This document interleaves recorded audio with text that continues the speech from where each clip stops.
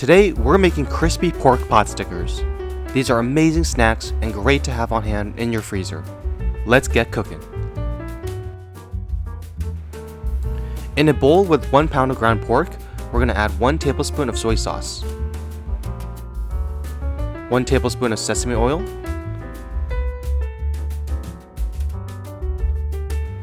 and 2 teaspoons of Shaoxing rice wine. Next, we'll finely mince 1 bunch of green onions,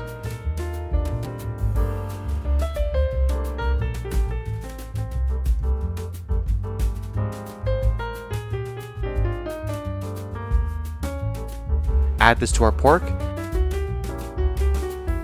and now mince finely the 3/4 inch piece of ginger.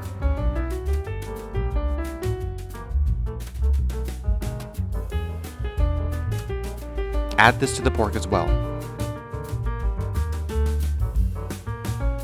Cut off a roughly 4-inch piece of Napa cabbage and cut it down into smaller pieces for washing and wilting. Add 1 tablespoon of salt to the cabbage mix and allow the Napa cabbage to wilt for around 15 to 30 minutes. This will help later ensure we don't end up with wet pot stickers. Next, mix up the ground pork mixture and let marinate for 20 to 30 minutes.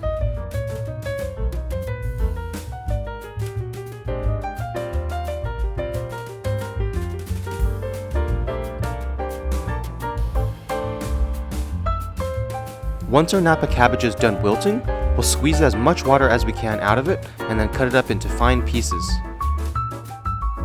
Add 2 cups of this wilted cabbage to the pork mixture and mix thoroughly.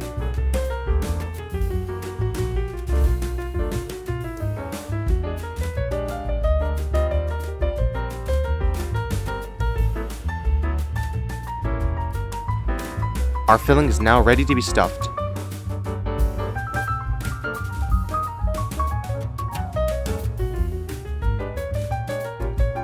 Using a normal servingware teaspoon, take 1 piece of the pot sticker wrapper and scoop out about a 1-inch diameter ball of the pork filling and place onto the center of the wrapper. Oh yeah, we also made this water and cornstarch slurry that acts as a binder. This is simply about 1/4 cup of water per 1 teaspoon of cornstarch.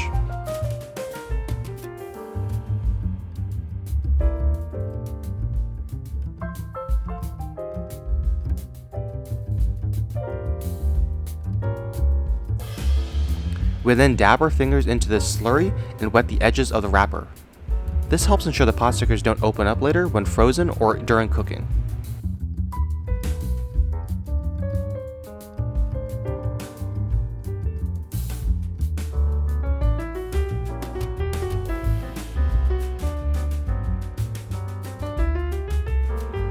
Now it's time to fold.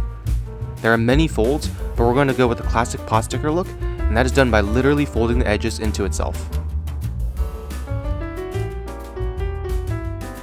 The best way to imagine this is to try and form a Z shape with the wrapper, and repeat this all the way around or halfway around the circle.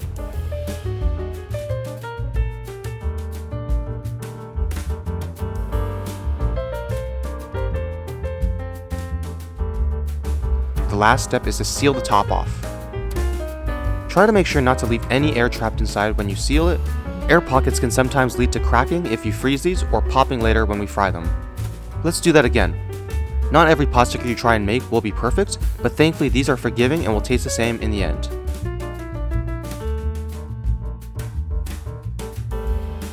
Plus, this recipe makes about 35 per batch, so you have plenty of room for error and learning.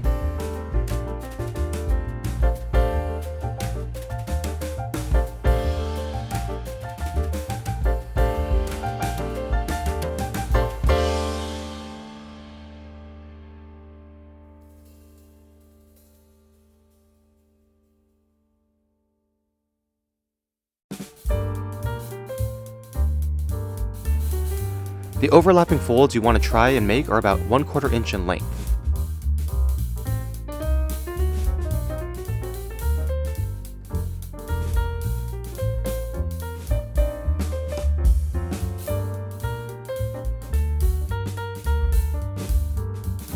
If you only do this Z folding for half the circle and then close off the top, you end up with this pot sticker that looks remarkably like the ones store-bought and ones we all know and love.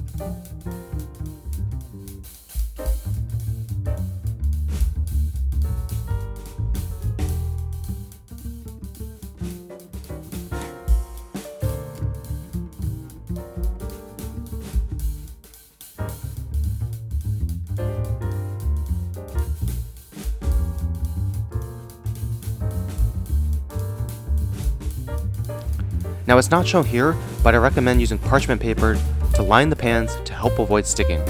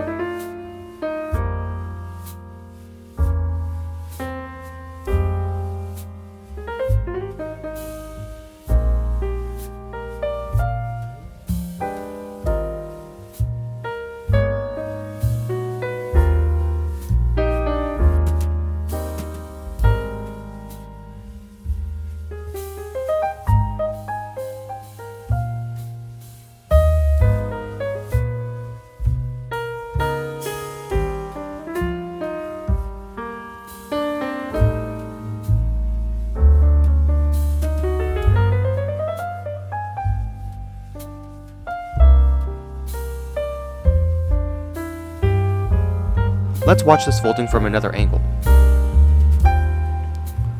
Wetting the edges is a very important step, so don't forget it. We can then repeat this process over and over until we have used all of our pork mixture or run out of wrapper.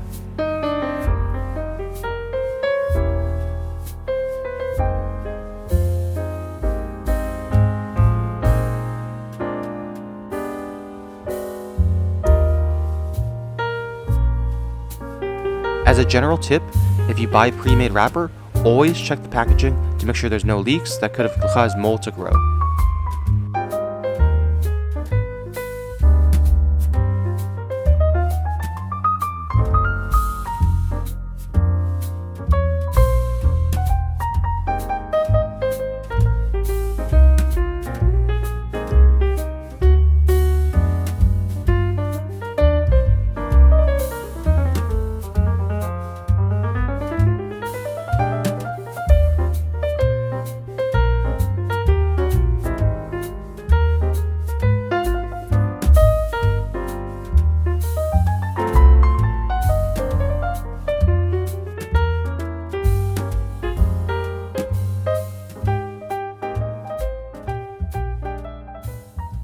Now it's time to fry some up.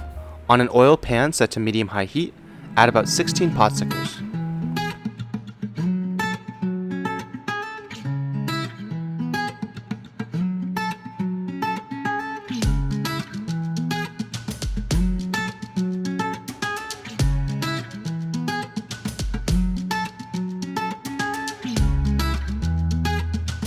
Once the first side has turned a crispy golden brown, we'll add about 4 tablespoons of water and let them cook with the lid on.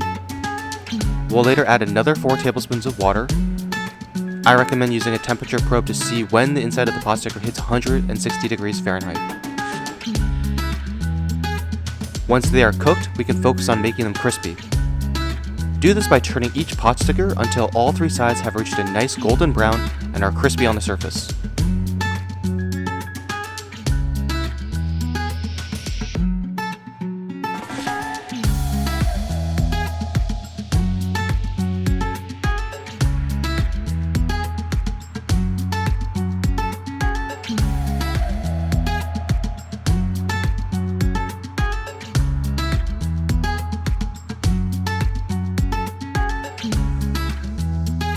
We can now remove and plate our pot stickers and serve it with the sauce of your choice.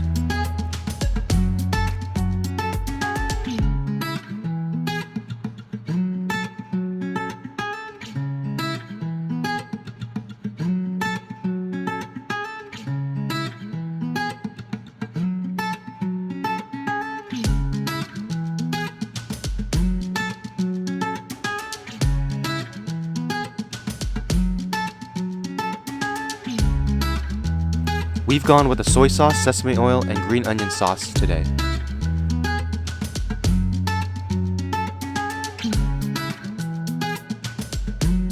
These Potstickers taste amazing, especially when dipped in the sauce. The ginger really gives a nice buzz, and there's so much flavor packed in the filling. Plus the crispy outside is always the best way to go. These are great for appetizers or just to snack on.